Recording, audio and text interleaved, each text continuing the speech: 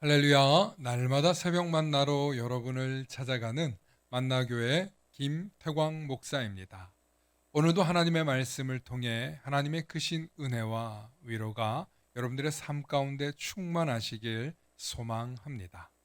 오늘 우리에게 주시는 말씀은 요한복음 21장 17절로부터 19절의 말씀입니다.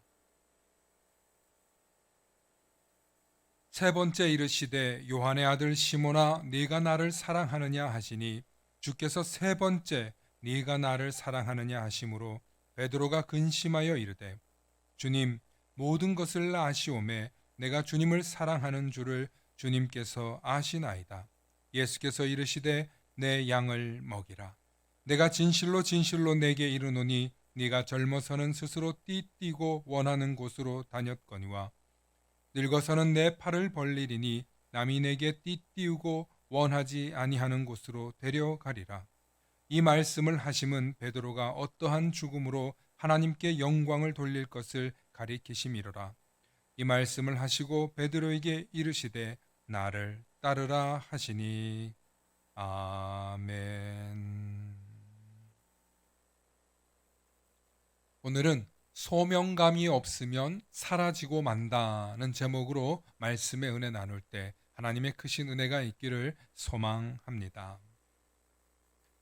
최근 코로나 팬데믹으로 인하여서 교회의 젊은이들이 완전히 사라졌다 할 정도로 교회의 3, 40대가 거의 보이질 않는다고 합니다. 이것은 한국 교회의 미래가 암울할 정도로 심각한 현상입니다.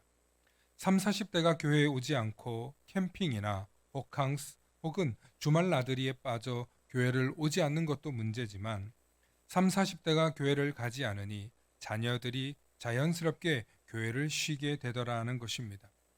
그렇게 아이들과 캠핑하고 주말 나들이 하는 것이 습관이 되어 아이들은 더 이상 교회 가기 싫다, 노는 게 더 좋다 하고 악순환이 계속되고 있는 것입니다.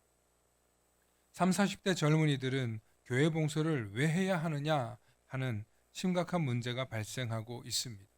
이것이 한 개인의 문제가 아니라 전체적으로 3, 40대 전체에게서 나타나는 현상이라고 할 정도로 교회들마다 3, 40대 품귀 현상이 나타나고 있습니다. 이에 국제제자훈련원의 테리 엘트는 과거 이런 말을 했습니다. 소명감이 없으면 사라진다. 소명감이 없으면 사라지고 만다. 자녀들에게 복음을 전수하고 교회를 지켜야 한다는 소명감이 없다면 지금까지 믿어왔던 신앙은 사라지고 맙니다. 무엇보다 주님께 받은 소명감이 없다면 고난이 오거나 유혹이 찾아왔을 때 쉽게 흔들릴 수밖에 없습니다. 결국 연약한 믿음은 잃어버리고 마는 것입니다. 놀랍게도 예수님의 수제자였던 베드로에게도 이런 현상이 나타났습니다. 그는 예수님께서 잡히시고 십자가에 달려 죽으시던 그때 예수님을 부인하고 자신의 고향 갈릴리로 도망쳤습니다. 그리고 자신을 따르던 형제들과 함께 다시 물고기 잡는 어부의 길로 돌아갔습니다.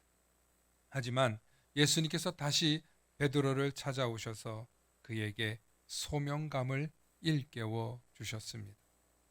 제자들에게 생선을 구워 아침상을 차려주시면서 질문합니다. 네가 나를 사랑하느냐? 베드로에게 세 번이나 질문합니다. 똑같은 질문을 세 번이나 하시자 베드로가 도저히 견디지 못하고 주님, 아시지 않습니까? 저도 주님을 사랑합니다. 라고 대답합니다. 이때 예수님께서 내가 나를 사랑하느냐는 질문의 사랑은 헬라어로 아가페라는 단어로 쓰였고 베드로가 네 저도 주님을 사랑합니다 라고 하는 말은 헬라어로 에로스였습니다. 헬라어로 아가페는 하나님의 사랑, 신적인 사랑이라는 뜻이 있고 에로스는 인간적인 사랑, 인간적인 노력의 사랑을 뜻합니다. 예수님께서 베드로에게 내가 나를 아가페로 사랑하느냐라고 물었을 때 베드로는 차마 고개를 들 수 없었습니다. 왜냐하면 그것은 불가능했기 때문입니다. 하지만 예수님께서 그런 베드로에게 소명감을 일깨워 주십니다. 내 어린 양을 먹이라. 내 양을 치라. 내 양을 먹이라. 이렇게 말씀하시면서 베드로에게 잃어버렸던 소명감을 일깨워 주셨습니다. 그리고 이어서 18절에 내가 진실로 진실로 내게 이르노니 내가 젊어서는 스스로 띠뛰고 원하는 곳으로 다녔거니와 늙어서는 내 팔을 벌리리니 남이 내게 띠띠우고 원하지 아니하는 곳으로 데려가리라. 이 말씀을 하심은 베드로가 어떠한 죽음으로 하나님께 영광을 돌릴 것을 가리키심이로라 하고 성경은 베드로의 사명과 그의 죽음이 어떠할지를 알려주고 있습니다. 그리스도인이 소명감을 잃으면 믿음을 잃어버립니다. 그리고 하나님께서는 준비되지 않은 자를 결코 부르지 않으십니다. 충분히 훈련시키시고 다듬으신 후에 부르십니다. 베드로처럼 말입니다. 또한 소명감을 가진 사람은 공동체에서도 인정받습니다. 소명감을 가진 사람은 끊임없이 성장하고 발전합니다. 베드로는 정말 부족한 사람이었지만 예수님께서 다듬으시고 다듬으셔서 그를 초대교회의 위대한 인물로 사용하셨습니다. 그리고 결국 예수님의 말씀대로 교회의 반석이 되게 하셨습니다. 사랑하는 성도 여러분, 여러분에게 주신 하나님의 소명은 무엇인가요? 만일 소명이 분명하지 않으시다면, 하나님께서 내게 주신 사명, 소명을 망각하고 살았다면 반드시 회복의 영을 부어달라고, 반드시 나를 사용해 달라고 간구하시기 바랍니다.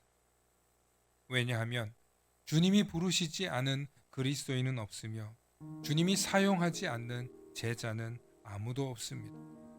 오늘도 말씀을 묵상하며 바울의 고백처럼 내가 달려갈 길과 주 예수께 받은 사명, 곧 하나님의 은혜의 복음을 증언하는 일에는 마치려는 나의 생명조차 조금도 귀한 것으로 여기지 아니하노라는 심정으로 주님과 교회를 위해 소명감을 지키시고 소명감을 붙들고 달려나아가시는 저와 여러분들 되시길 소망합니다.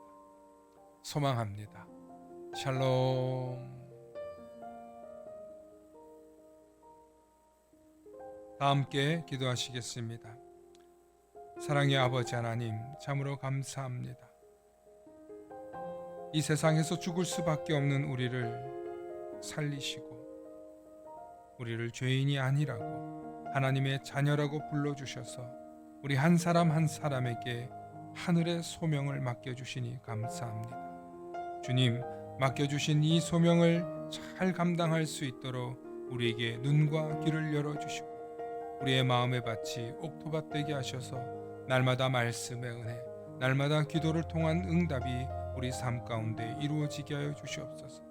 그래서 하나님의 영광과 하나님 나라를 위해서 우리가 쓰임받게 하시고 그 맡겨진 소명을 잘 감당할 수 있도록 물질의 부족함이 없게 하시고 건강의 어려움을 겪지 않게 하시고 또 가정이나 사업이나 자녀들의 문제로 고통당하지 아니하도록 주님 우리를 지켜 주시옵소서. 오늘도 우리에게 주시는 그 소명을 잘 감당하고 그 소명을 붙잡고 살아가기로 다짐하는 우리 모두에게 한없는 위로와 은혜를 주실 줄 믿사오며 우리 주 예수님 이름 받들어 간절히 기도하옵나이다. 아멘.